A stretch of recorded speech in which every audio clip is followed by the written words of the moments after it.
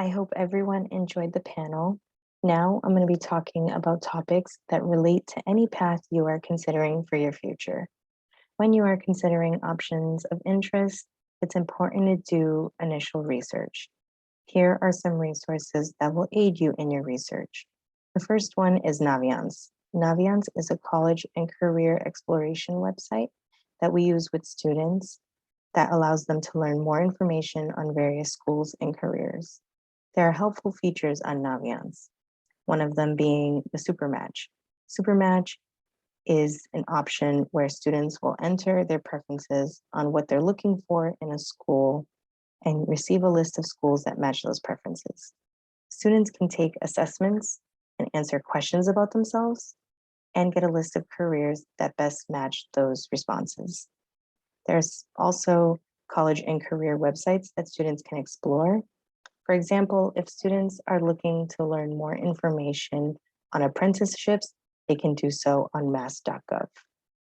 Apprenticeships are opportunities to gain hands-on experience in a field, get a paycheck, and get classroom instruction in that field. If students are looking to learn more about gap year programs, Teen Life is a website where students can learn more about structured gap year programs where they can travel, study abroad, or volunteer, etc. Also on our website, we have a list of resources that students can look at to learn more about information about the different options after high school. Now we're going to be talking about finances. When it comes to exploring schools and career training programs, there will be a cost associated to those options. So it's important to consider your financial ability and ways to meet those costs. Students can apply for financial aid by filling out the FAFSA and CSS profile. These forms are available in the fall of senior year. Schools will use that information that students fill out and determine how much aid to give the students based on their financial need. There are two types of aid: need-based aid and merit-based aid. Merit-based aid is usually aid given for academic accomplishments/achievements. Need-based aid is based on financial need. So the different types of aid that are typically given out are grants, scholarship, loans, and work study. Grants and scholarships are not needed to be paid back. Loans, you do have to pay back. Work study, you work on campus, you earn money, and then you can use that for your expenses. The financial aid forms will be asking for information from 2 calendar years prior. So it could be that some things have changed since then. Don't be afraid to call financial aid offices with questions or to explain what may have changed since the time that they're looking for information. There are some resources when you're filling out these forms. Financial aid presentations by MIFA. They have recorded presentations, live presentations, workshops, and people you can contact with questions. Another helpful resource is the reality check by Mass CIS. So you can enter information about the lifestyle that you're looking for, and it will give you occupations to meet that lifestyle. Always be on the lookout for scholarships. Our department will share information about scholarships, local scholarships, scholarships available exclusively to WHS students, and nationwide scholarships. Next, we're going to be talking about letters of recommendation. Schools, programs, and employers often require letters of recommendation from people who know you and can highlight your skills and / character.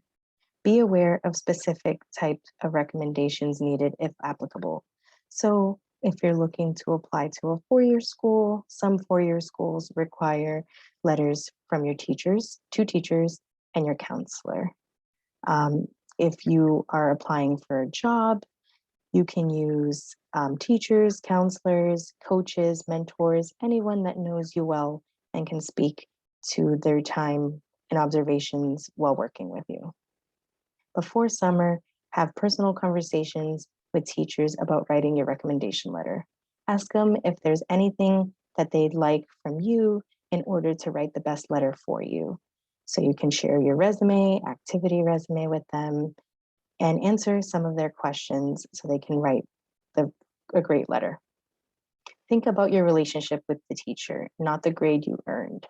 The best letters will come from teachers that you've had the most experience with, time with. You've stayed after class, you've talked to them, you've asked questions, they've seen you work in groups, they've seen you work independently, and you have a good relationship with them.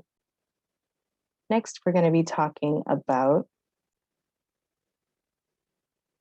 essays, personal statements, and cover letters. When you are applying for schools, you'll be asked to submit a college essay. It's a great opportunity for you to share your story about a meaningful experience, a meaningful activity that you enjoy, something unique. Keep it personal, specific, and concise. Begin brainstorming and drafting early. Consider working on college essays summer before senior year. And while you're working on your essay, think of people that know you well, that can look it over. Your English teacher, your families, your peers, someone that knows you well to read the story and see how your voice shines through. If you're looking for a job, draft a generic cover letter before you apply for jobs.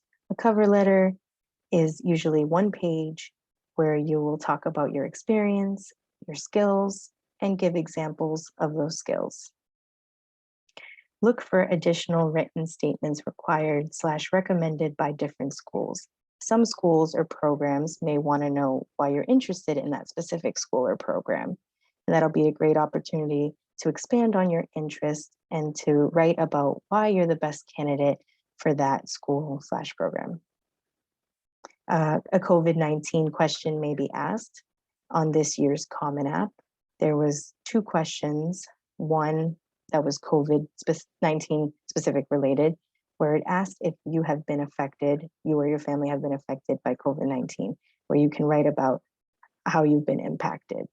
And then there may be an additional question just to write more information on anything that wasn't covered in your application. The essay or cover letter is an opportunity to show who you are beyond the other aspects of your application.